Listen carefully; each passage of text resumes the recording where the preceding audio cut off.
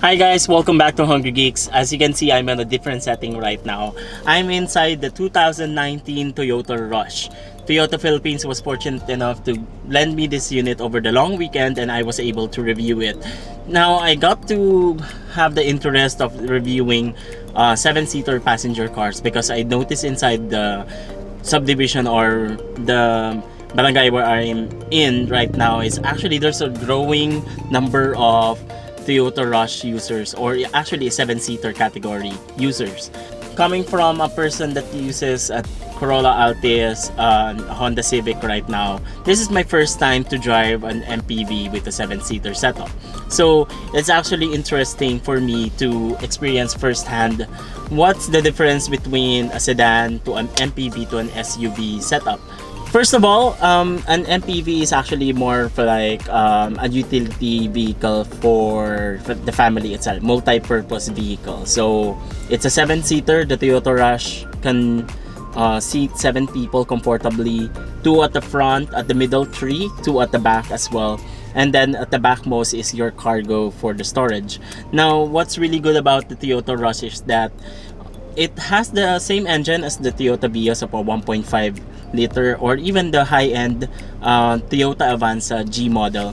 For me, it's more of Toyota was able to make it punchier, more punchier by bringing in a different taste at this price point. For 1.1 million pesos, you have a G model that has a 1.5 liter engine. It's not about the engine this time. It's actually more on what's inside the package.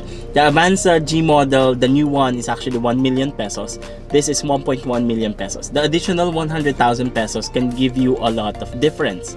So first and foremost, who is the main market of an MPV? An MPV is actually for people who can carry a lot of people. If you're a weekend warrior, you want to go somewhere else just to spend on vacation, you want to go always outside with a lot of family members, 5 to 6, an MPV is really for you. Now, if you want to carry as well a lot of items, cargo space is really generous, but it's not as generous as the Innova, as I'll show you later. Overall design of the Toyota Rush, I should say it's really upscaled as compared to before. Now, you'll be reminiscent of what a Toyota Vios looks like from the inside, but it doesn't matter to me. Everything is plastic, even throughout the side panels, from the instrument panels, in the front. It has the carvings of a leather stitch like pattern, but it's actually just plastic at all. It has chrome accents and alongside with ivory white plastic finishes that kind of makes it more premium, but I should say it's nothing to the point that it's really going to blow you away. I should say it's two-tone to the right side. I'm driving right now the maroon color. Actually, besides me is actually a gray model. There's a lot of Toyota Rush right now, and this category is just really growing right now. Okay, first and foremost is what's inside the Toyota Rush. We have here the steering wheel with basic navigations such as forward, back, volume up, volume down. You even have the call assist button, and then the 7-inch center console for it could be for music, for Bluetooth. It has AM, FM, and even a disc drive. So it's really amazing right now. It has no navigation, don't worry, but you still can use your smartphone for navigations. I think your smartphone at the end of the day is still more reliable in terms of navigation itself. Now, once you go down to the center console, there's actually more. It has the sensors for the passenger, for the seat belts, for detecting the rear seat belts if they're worn or not, and also the sensors as well. Further down is actually the aircon with two knobs for one for the fan power and one for the temperature, and it even can automatically adjust the temperatures to your preference. So overall, it has 8 speakers as well in terms of entertainment, 2 tweezers at the front, 2 speakers at the middle, 2 speakers at the back, and 2 speakers of course here at the driver's side. So there's a total of 8 speakers. Sound quality for me is not really that impressive. It doesn't have the bass feeling that you're driving a car that more of a sedan like, but more of surround style music. So don't get your hopes up in the music department.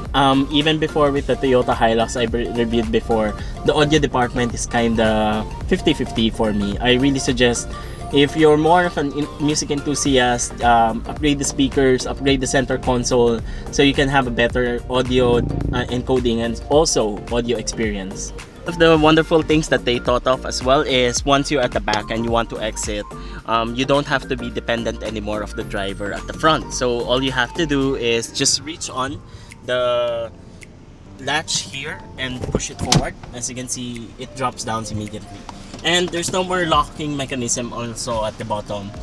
Once you pull down already the seat, it will automatically open. So there's no problem anymore of who will be the one to go outside and open the door and bring this down together. So yeah, overall, based on my experience from the Innova that we have to the Rush right now, Toyota was able to take care of the minor details that it's more of a nitty-gritty for families actually. Height clearance at the back is actually decent as well. As you can see, there's still plenty of space here. I'm 5'7".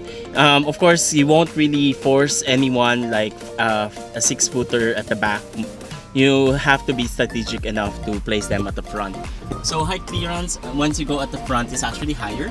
I should say that it's really comfortable for people around 5'8" to around 6 foot in terms of height. Anything higher than that, it's really a little bit more cramped in terms of leg space and also height clearance. Center instrument panel, it can be dim, it could be, but it's not adjustable in brightness as compared to the Toyota Innova. But in terms of overall display quality and even the readability, I have to give it, it's really just plain and simple. So what's aside from the Toyota Rush is actually the how does it drive actually. So it actually drives really good. A 1.5 liter engine doesn't really punch you all throughout that you can go 0 to 60 in just like, for example, 10 seconds. This is an MPV all along, so you have to be careful that especially if you're carrying passengers, you won't punch into the floor, you won't punch the gas to the floor as well. So overall, you have to be careful in those kinds of things.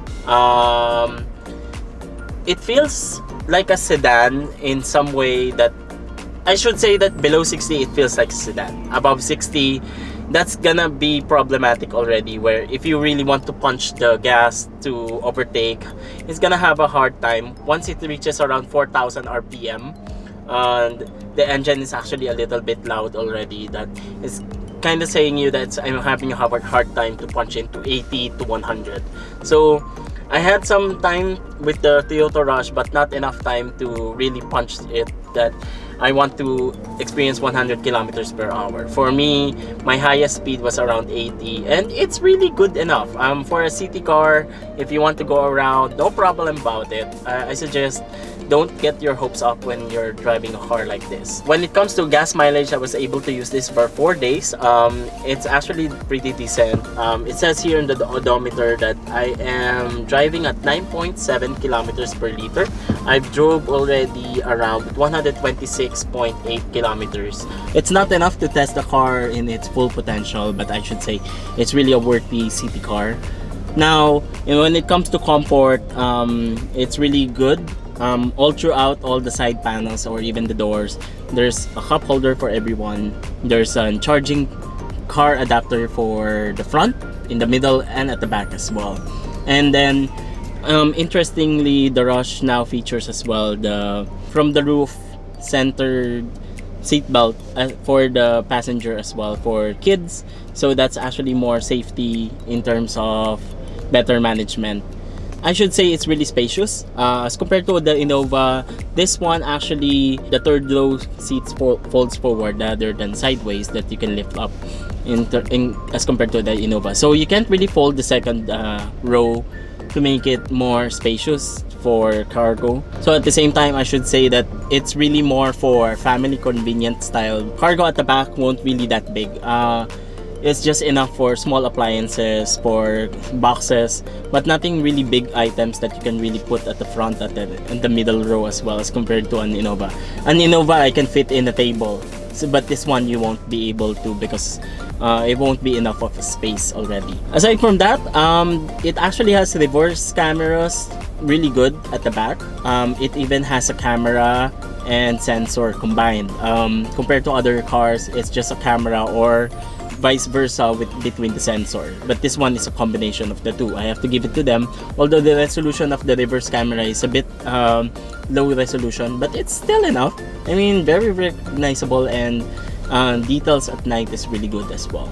And the reason why you should invest on a Toyota Rush as compared to an Avanza, if you're really more of a family person or really cares about the passengers, is really about the airbag system. And this one has air curtain airbags at the sides, even at the back, and of course at the front. So you're all covered by 6 airbags all throughout the whole vehicle itself. I'm really good about the overall delivery of the Toyota Rush as compared to my Honda Civic, or even experience with the Mazda 3 or a Toyota Altis. It's not about more of the power, but it's more about the overall premium that you need for the family. So a decent audio system, a decent engine, it maneuvers really good. Overall, it's really pretty decent for a car that you will really need some flexibility of space and flexibility of carrying passengers. Now, when it comes to the overall performance of the Rush, I have to say that it's actually really good. The engine is quite quiet at long performance, long drives. It really runs well. I'm not here to show you videos of it running. It's really hard to shoot a video alone, guys, but I'm trying the best right now to explain to you what I can really tell to you. It's not matagtag, so the suspension is actually really good, especially at the back. As a rear-wheel drive vehicle, actually it's really good as compared to other cars that I've driven. 17-inch wheels actually helps for it to be a little bit more tougher. It has the commanding presence as well in the car. The 1.5 liter engine might be a little bit drowning when it comes to high RPMs, but it's kind of expected already in this kind of car. It's not really for a car that you want to punch it and floor it to 100. It's really more of a 60 to 80 vehicle. Yeah, it's really complete.